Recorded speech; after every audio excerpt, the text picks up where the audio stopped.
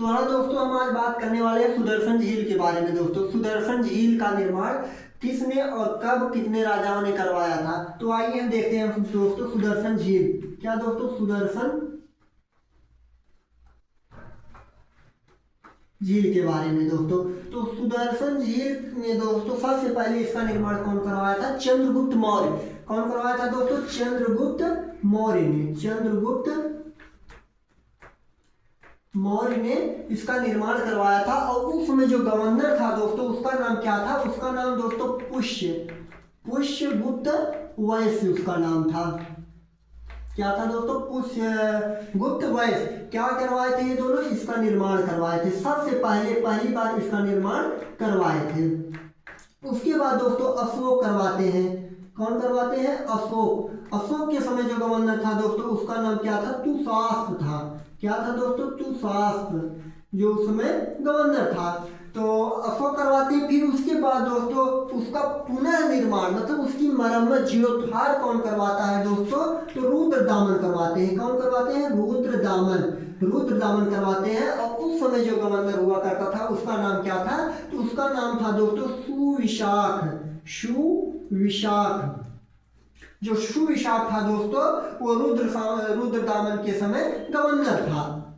और इसमें दोस्तों ये जो रुद्रदामन था, ये बेगारी प्रथा से इसका जीर्णोद्धार करवाया था। क्या करवाया था? बेगारी मतलब सैनिकों को मतलब किसी से बिना पैसा लिए यह इस सुदर्शन झील का मरम्मत करवाया था, जिसे बेकारी कहा जाता है। तो उसके बाद दोस्तों कौन करवाता है? स्कंदगुप्त। कौन करवाता है दोस्तों? स्कंदगुप्त के समय जो गवर्नर था दोस्तों, वो था प्रणदत्त, जिसे चक्रपालिका भी कहा जाता है। चक्रपालिका कहा जाता है। अब ये हो गया दोस्तों सुदर्शन झील के बारे में। सबसे पहले कौन इसका निर्माण कराया था? चंद्रगुप्त मौर्य के समय पुष्यगुप्त वैश्य ने करवाया था। फिर कौन करवाया था? अशोक के समय तुषास्त्र था, इसने करवाया था। फिर रुद्रदामन के समय शिवविशाख था, जो सुदर्शन झील का निर्माण जीर्णोद्धार करवाया था। ये क्या करवाया था? जीर्णोद्धार मतलब इसकी मरम्मत करवाया था। फिर से इसका मरम्मत करवाया था। मरम्मत कौन करवाया था? ये रुद्रदामन ने करवाया था। और उस समय जो गवर्नर था कौन था? सुविशाख था। तो फिर उसके बाद स्कंदगुप्त ने करवाया था। स्कंदगुप्त के समय जो गवर्नर था वो प्रणदत्त और चक्रपालिका थे। ये दोस्तों सुदर्शन झील हो गया। अब दोस्तों अगर बात करें सुदर्शन झील के बारे में जानकारी कहाँ से मिलती है, इसकी जो जानकारी कहीं से मिलती होगी, तो आइए हम अगर उसके बारे में बात कर लें। तो जानकारी की बात करें दोस्तों, तो ये जूनागढ़ अभिलेख से इसकी जानकारी मिलती है। कहाँ से दोस्तों? जूनागढ़ अभिलेख से। कहाँ से? जूनागढ़ अभिलेख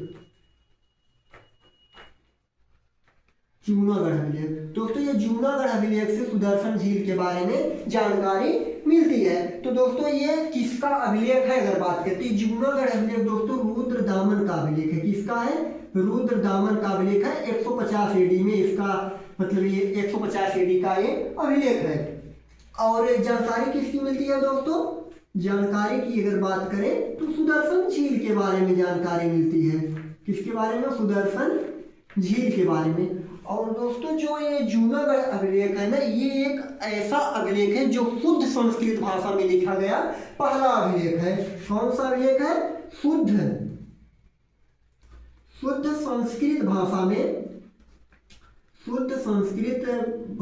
में लिखा गया पहला अभिलेख है। किस भाषा में? शुद्ध संस्कृत भाषा में लिखा जाने वाला यह पहला अभिलेख है। और किस शैली में लिखा गया दोस्तों? चंपू शैली में। किस शैली में? चंपू शैली का मतलब दोस्तों जो गद्य और पद्य दोनों में लिखा जाता है उसे चंपू शैली बोलते हैं। कौन सी शैली बोलते हैं? चंपू शैली। जो गद्य और पद्य दोनों में लिखा जाता है उसे चंपू शैली बोलते हैं। और ये जो जूनागढ़ अभिलेख है शुद्ध संस्कृत भाषा में लिखे जाने वाला पहला अभिलेख है। और हाँ दोस्तों, इसमें 3 वंश, कितने वंश दोस्तों? 3 वंश और 4 राजाओं का जिक्र है। कितने वंश? 3 वंश और 4 राजाओं का जिक्र है, जो सुदर्शन झील में हमें देखने को मिलता है। उसका निर्माण और मरम्मत कराने में किए थे। तो 3 वंश कौन कौन से थे दोस्तों? पहला था मौर्य वंश। कौन सा वंश? मौर्य वंश। फिर उसके बाद शक वंश। फिर उसके बाद दोस्तों गुप्त वंश। कौन सा वंश?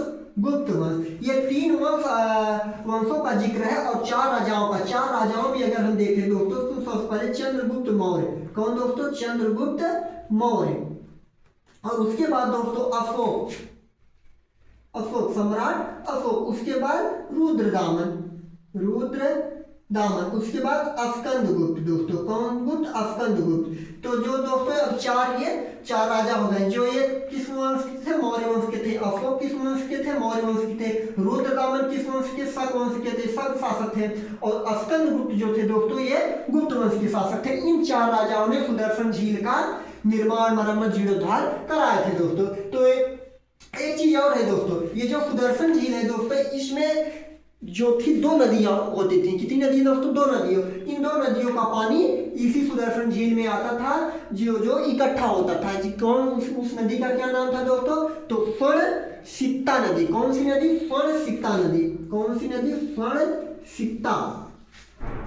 स्वर्णसिक्ता नदी। और एक नदी और थी दोस्तों जिसका नाम है पलाशन नदी, पलाशन नदी। इन दोनों नदियों का पानी इस सुदर्शन झील में जाता है, जो सुदर्शन झील में इकट्ठा होता है। बस दोस्तों यही है जूनागढ़ अभिलेख और सुदर्शन झील के बारे में हमें यहाँ से यही जानकारी मिलती है।